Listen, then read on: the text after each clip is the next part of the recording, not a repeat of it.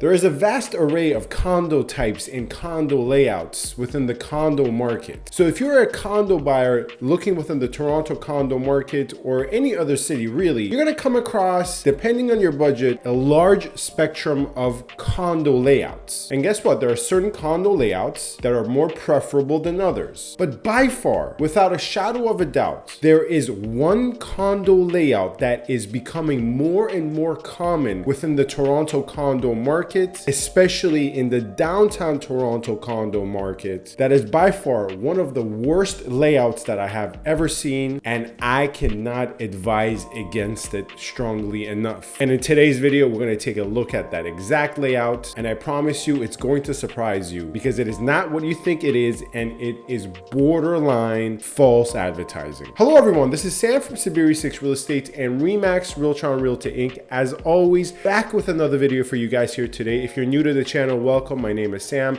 a Toronto real estate agent working with buyers and sellers across the GTA. On this channel, we like to discuss all things Toronto real estate market oriented, market stats, market trends, buyer advice, seller advice, tenancy laws, building reviews, and so much more. So feel free to find my contact information on the screen and in the description box. So if you have any further questions, feel free to get in touch with me. And lastly, if you find this type of content enjoyable and informative, feel free to subscribe, comment, and like. Anyways, let's get to the point of today's video, which is one of the worst condo layouts going around in the downtown Toronto condo market. Now, luckily, I have never actually shown one of these condos because when I'm looking at listings for my clients, I actually go through the images, I try to get the floor plans, I try to investigate the building and the unit we're seeing, and every time, without fail, I have caught on to this layout. So sometimes you gotta look extra carefully because it's not obvious at first glance, and we're gonna go through it. But what is this layout more generally speaking? Well, it is actually listed as a one-bedroom layout. And this is important because once you take a look at the layout, once I will go through it with you, the notion that it is a one-bedroom, and particularly where the quote-unquote bedroom is said to be located, makes the notion that this is a legitimate one-bedroom layout very dubious. And you will see once we will go through it why I tell all my clients to avoid this to the best of their ability, because it will have significant impact on your day-to-day lifestyle as a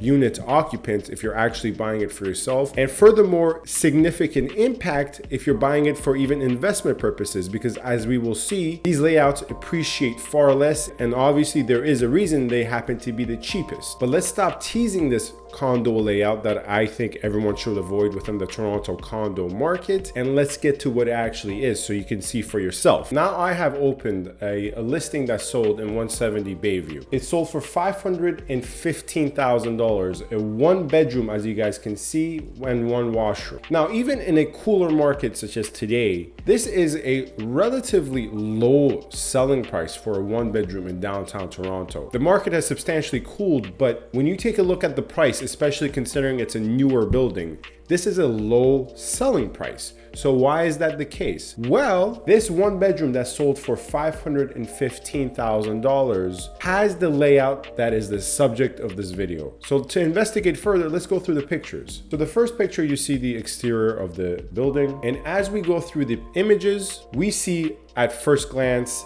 the front door. Now, if you take note, it's not going to take too long for you to notice a bed right beside the front door. Now, you might think at first glance this is a den that's being converted as an additional bedroom, but keep in mind this is a one bedroom condo, not a 1+1. And you will slowly set to see as we go through the images. Here we see the images of the kitchen, the living/dining. It's a very small unit. What the exact nature of this layout is, which is, for a lack of a better term, a walk-through bedroom. That's right. This is the condo layout that I'm referring to, which I suggest most buyers, if not all buyers within the Toronto condo buyers, avoid. And this is the exact layout that's becoming more and more common, unfortunately, which is the walk-through one-bedroom layout. What does the walk-through refer to? Well, it is a walk-through bedroom. That's right. To get access to this area we're seeing here, any visitor or any unit occupant would have to walk through the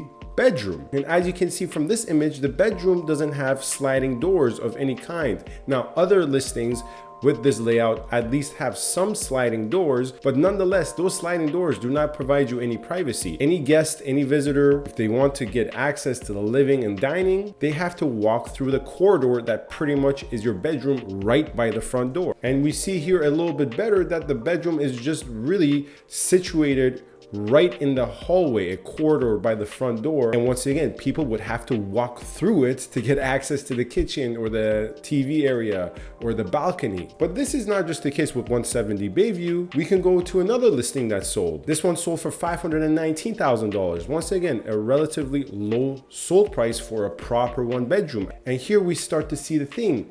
These are not proper one bedrooms. But let's go through this a bit more to see the same issue once again. As you can see, the first few images we went through are of the kitchen and living area. And at first glance, this looks okay. But once they start taking images of the front door, they can't help but include a portion of where the bedroom would be, which in this case, once again, just like the other building, is by the front door.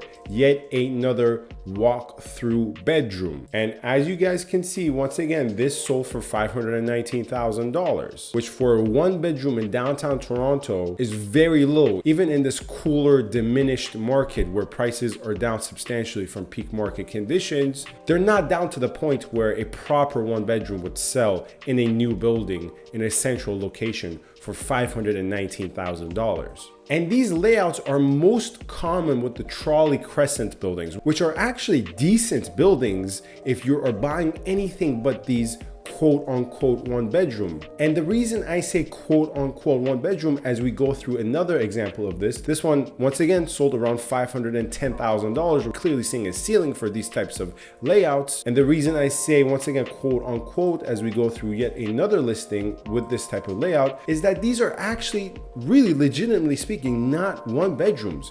They're sold as one bedrooms, but they're essentially and ostensibly studio units. And here once again we see this layout wherein everything appears to be okay about the layout. I mean, once again, it's less than ideal. It's a narrow railway layout, but a narrow railway layout where in this event, in this case, it has a sliding door. And once again, the sliding door divides the walk-through bedroom. I can keep going through examples of this. These are just 4 examples. Here we have one that sold for $490,000. And as we see from the pictures, once again, essentially, this is for most reasonable people a studio. The sliding door that exists here is not adequate enough, in my professional opinion, for this to be categorized as a one bedroom, because you still have to walk through the bedroom. Now, if there was a sliding door completely dividing the supposed one bedroom from the hallway that guests and visitors and even the owner has to walk through to get access to the kitchen and dining, then that's a more legitimate case